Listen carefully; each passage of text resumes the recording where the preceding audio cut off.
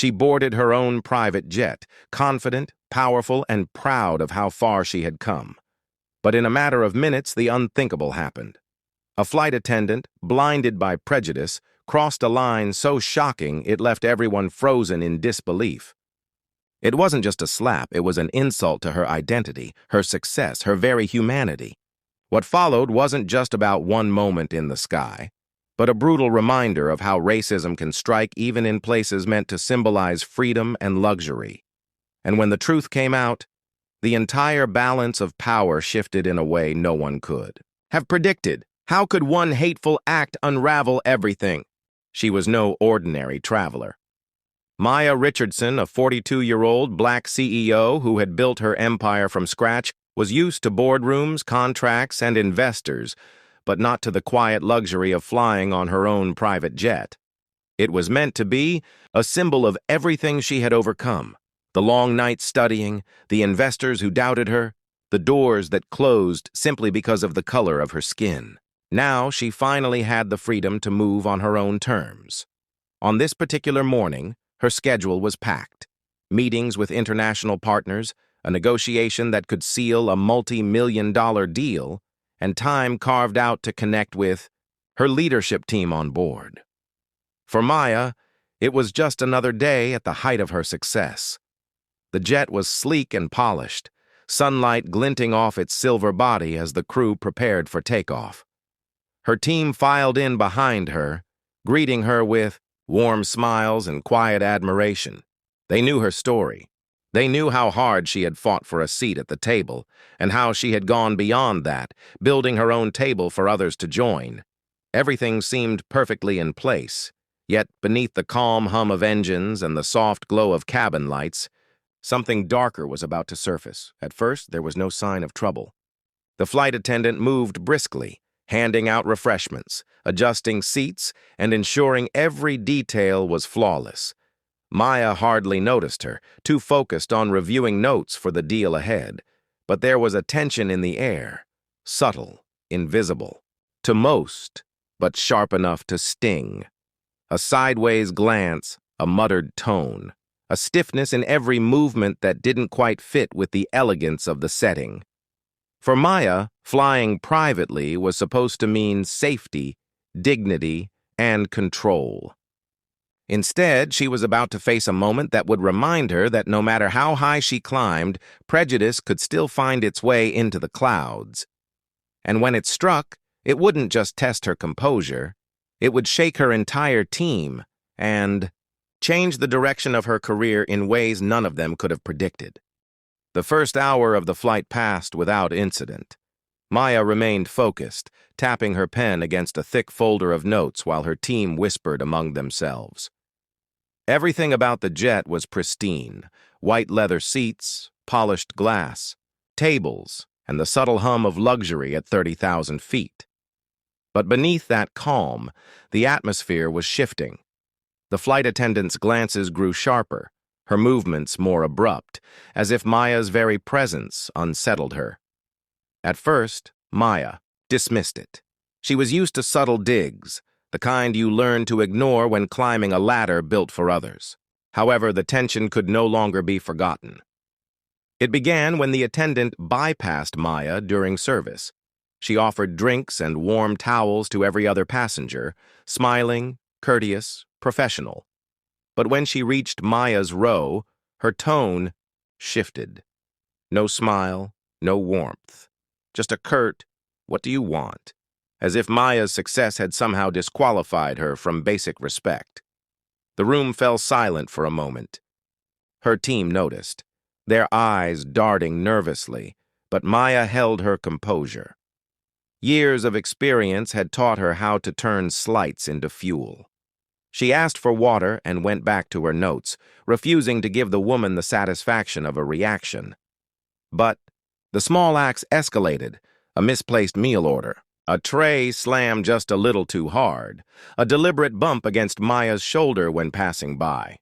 None of it could be called an accident anymore. And then came the breaking point. As Maya leaned over to adjust her laptop, the attendant snapped. She muttered something under her breath, then louder, words that pierced the calm like a knife. People like you don't belong here." The air in the cabin froze. Maya's team stiffened, unsure if they should intervene. Before anyone could respond, the attendant did something no one expected. She slapped Maya across the face. The sound was sharp, echoing against the quiet cabin walls. For a moment, there was disbelief. How could something so violent, so humiliating, happen in this space that was supposed to represent Maya's triumph? Her cheek stung, but the pain wasn't just physical. It was the reminder that no matter how much she had achieved, some people would always try to reduce her to the color of her skin. Her team rose instantly, anger flashing in their eyes. One man reached for the intercom to call the captain, but Maya raised her hand, stopping him. Her silence carried more weight than words. She wasn't just calculating her next move, she was absorbing the enormity of what had just happened. Injustice, raw and unfiltered, had forced its way into her sanctuary.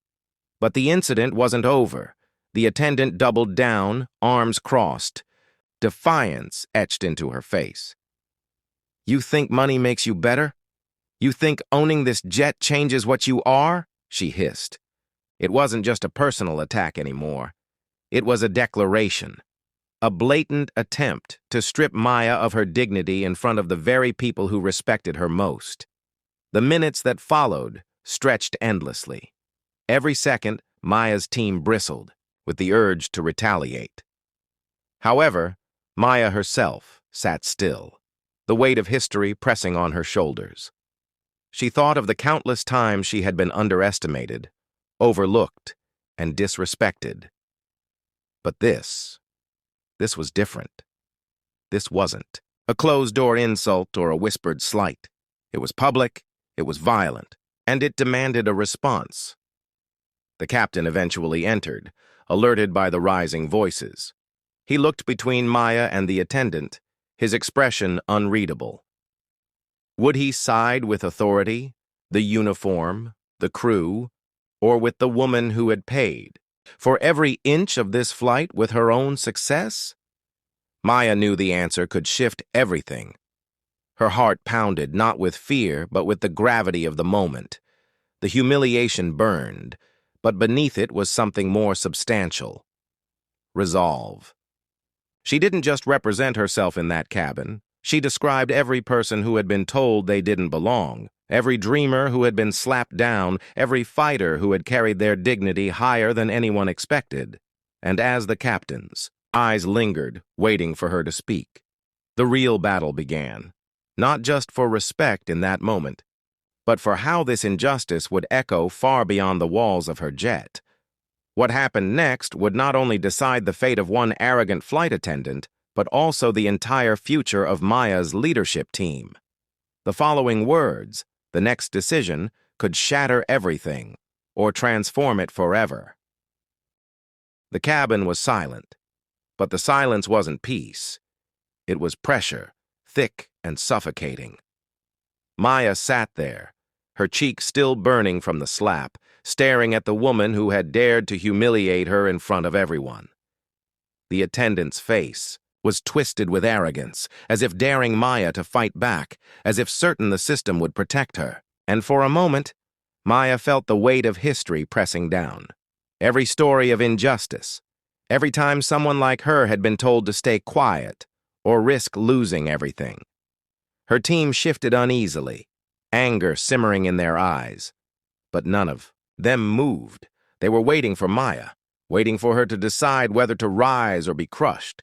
Then the captain spoke, his voice low but sharp. "What's going on here?" The attendant didn't hesitate. She spun the story instantly, her voice dripping, with fake authority. She was being aggressive. "I had to defend myself." The words hit Maya harder than the slap. Aggressive, that word. A weapon disguised as language, used too many times to twist the truth, to turn the victim into the villain. She could feel the narrative slipping like sand through her fingers, and she knew if she didn't seize control right now, the truth would be buried. Her heart pounded, not from fear, from fury. Slowly, Maya stood. Every eye in the cabin followed her. the air so heavy it felt like the walls themselves were listening. She didn't shout. She didn't break. Her voice came out steady, sharp enough to cut through the lie. "Look at me! Look at my face! You think I slapped myself?" The attendant flinched, but before she could answer, one of Maya's team members spoke up. Then another. Then another. One by one, they backed her, their voices rising, their outrage undeniable. The tide was shifting. The lie was collapsing. But even then, Maya knew the danger wasn't over. Too often, the truth wasn't enough. Too often, power protected itself. She could see the calculation in the captain's eyes. His decision wasn't just about facts. It was about whose word carried more weight. Time slowed. Maya's pulse thundered in her ears.